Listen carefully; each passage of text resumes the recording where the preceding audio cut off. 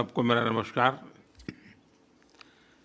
आज यहाँ दुनिया की सबसे इनोवेटिव कंपनीज के लीडर्स के बीच होना मेरे लिए बहुत खुशी की बात है। आज 300 से अधिक डच कंपनीज इंडिया स्टोरी का हिस्सा है। आपके विजन और भारत पर कॉन्फिडेंस के कारण ही नीदरलैंड यूरोप से भारत का लार्जेस्ट इन्वेस्टर और सेकंड लार्जेस्ट ट्रेडिंग पार्टनर बना है।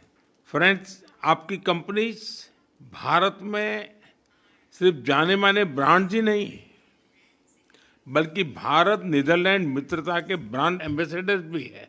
हमें बहुत खुशी है कि NXP, फिलिप्स और प्रोसेस भारत की टैलेंट के साथ वर्ल्ड लीडिंग सॉल्यूशन बना रही है।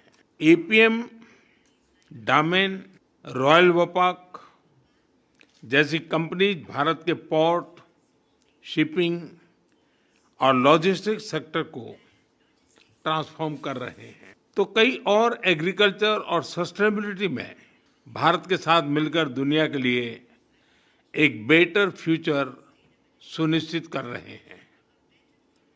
कुछ ही समय पहले ASML और टाटा के बीच MOU हुआ। अब ASML की इक्विपमेंट से भारत में सेमी कंडक्टर चिप बनेंगे। आज आप सभी की बातों में भारत के प्रति ऑप्टिमिज्म साफ दिखाई दे रहा है। इस ऑप्टिमिज्म को आउटकम में बदलना ये हमारी गारंटी है। फ्रेंड्स, आज का भारत स्केल और स्टेबिलिटी का प्रतीक है। स्केल की बात करें तो हम दुनिया की फास्टेस्ट ग्रोइंग मेजर इकोनॉमी भी है और दुनिया का सबसे बड़ा टैलेंट पूल भी है। इंफ्रास्ट्रक्चर, क्लीन एनर्जी या फिर कनेक्टिविटी, भारत की स्पीड को विश्व में कोई मैच नहीं कर सकता। इसी कारण पूरे विश्व के ग्रोथ में आज भारत 17% योगदान दे रहा है। और स्टेबिलिटी के विषय पर तो विश्व के सबसे बड़े लोकतंत्र के प्रधानमंत्री के रूप में सेवा करते हुए आज ही के दिन मेरे 12 वर्ष पूरे हुए हैं। इन 12 वर्षों में कंटिन्यूअस रिफॉर्म्स से हमने अपना इकोनॉमिक DNA ट्रांसफॉर्म किया है। हमारी दिशा स्पष्ट रही है। प्राइवेट सेक्टर को पॉलिसी प्रेडिक्टेबिलिटी देना और उनके लिए अवसर बढ़ाना। स्पेस, माइनिंग या न्यूक्लियर एनर्जी, हमने हर क्षेत्र को प्राइवेट सेक्टर के लिए खोल दिया है। हम कंप्लायंसेस लगातार कम कर रहे हैं और ईज ऑफ डूइंग बिजनेस बढ़ा रहे हैं। हाल ही में हमने टैक्सेशन, लेबर कोड और गवर्नेंस जैसे विषयों में नेक्स्ट जनरेशन रिफॉर्म्स किए हैं। अब भारत में मैन्युफैक्चरिंग करना बहुत ही कॉस्ट इफेक्टिव हो रहा है। इलेक्ट्रॉनिक्स, जो पहले भारत का बड़ा इंपोर्ट आइटम था, आज भारत का सबसे बड़ा एक्सपोर्ट आइटम बन गया है। इस मैन्युफैक्चरिंग ग्रोथ को नेक्स्ट लेवल पर ले जाने के लिए हम कई महत्वपूर्ण सेक्टर्स में इंसेंटिव्स भी दे रहे हैं, जिसका लाभ उठाकर आप पूरे विश्व के लिए इंडिया में मैन्युफैक्चर कर सकते हैं।